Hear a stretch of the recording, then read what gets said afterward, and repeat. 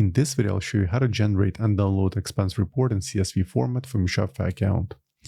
First of all, make sure to be logged into your Shopify admin account and then select Settings and then look for Billing. Within the Billing section, look for Past Bills and then click on three dots and then select Create Expense Report.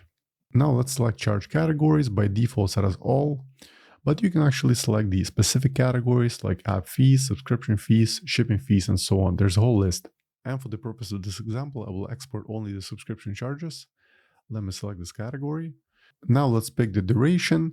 By default, there are a few pre-existing options like last 7 days, 30 days, 90 days, or 365 days. But I would like to export all my expenses from August 1st to October 31st. So let's pick the last option, Custom. Then let's set the range, August 1st to October 31st. Now let's click on Export Report. And now we should receive a download link to a CSV file.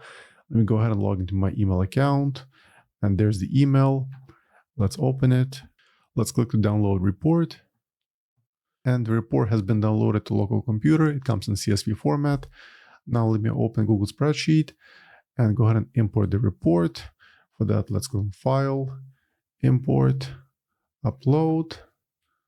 Let me just drag it right in here.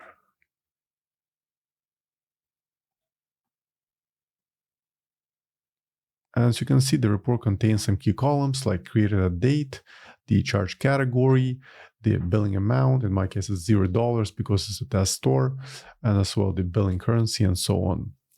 So that's all for this video. I hope you found it helpful. For more Shopify tutorials, please subscribe to my channel. Thank you.